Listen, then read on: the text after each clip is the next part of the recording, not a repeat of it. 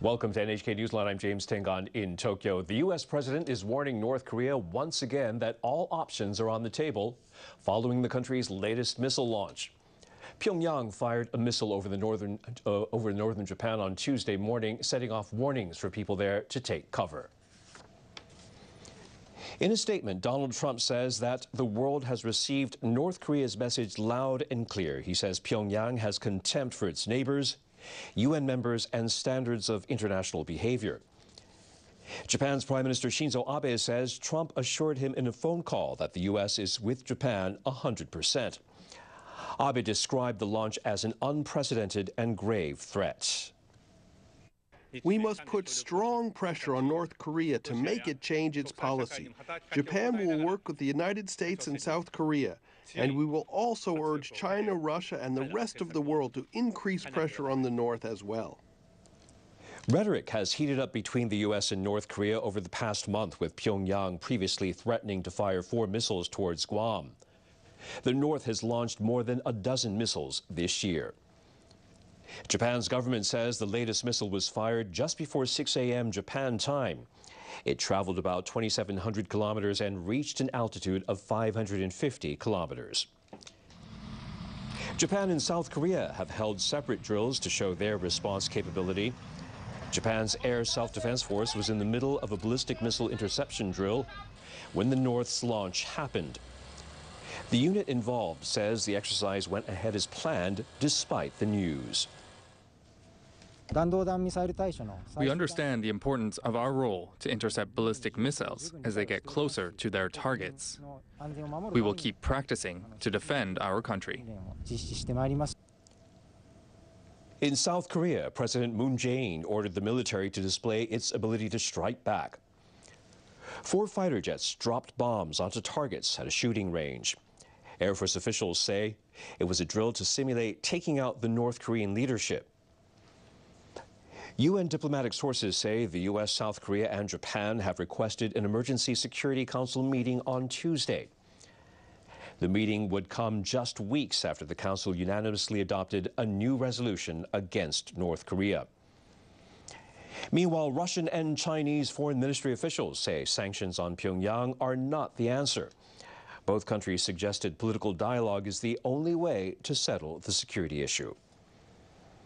And for people here in Japan, North Korea's latest launch has been causing concern. Right after the launch, the government issued an emergency warning, calling on people in northern prefectures to take shelter.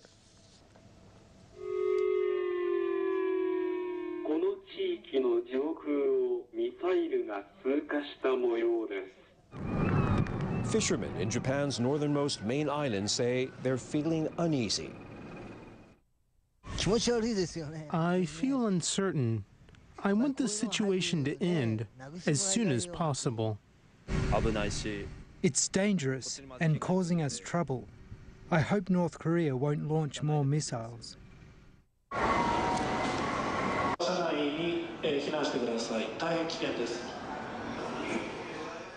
Transportation links were disrupted, with Shinkansen bullet trains and other lines temporarily suspended.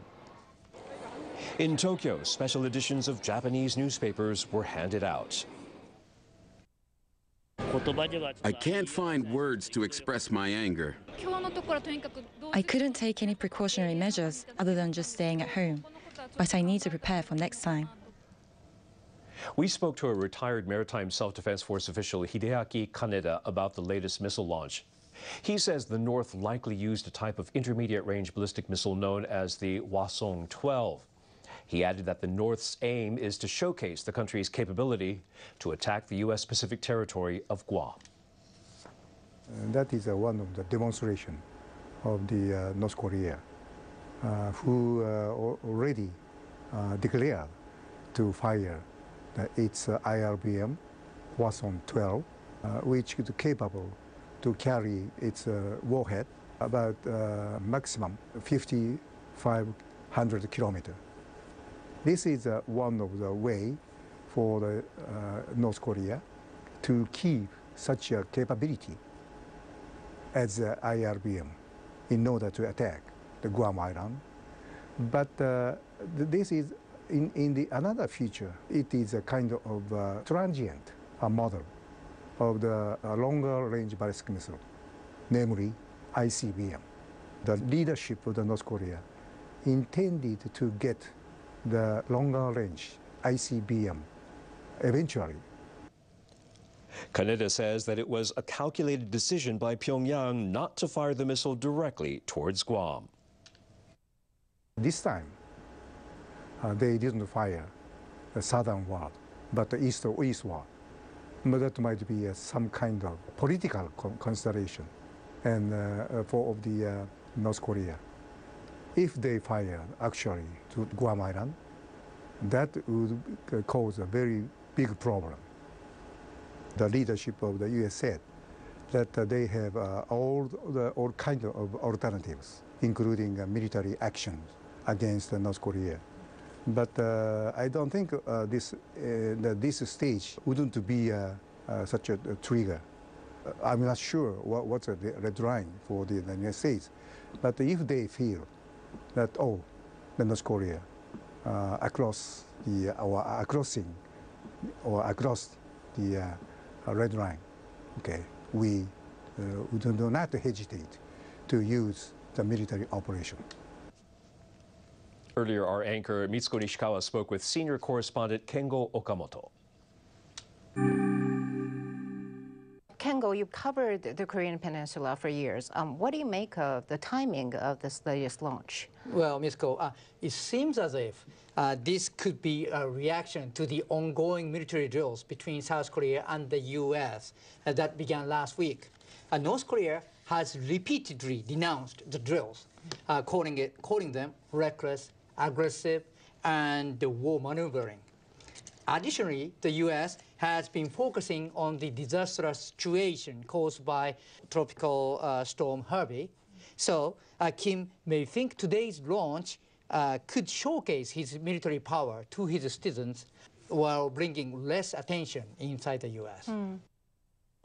Now, new UN sanctions are in place, but it seems that it doesn't work at all towards when talking about deterrence to the North.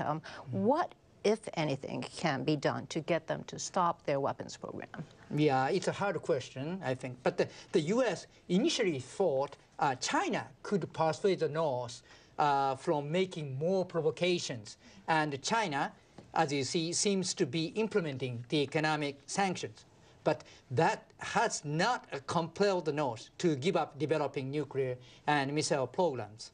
From my perspective, I think the U.S. holds the key.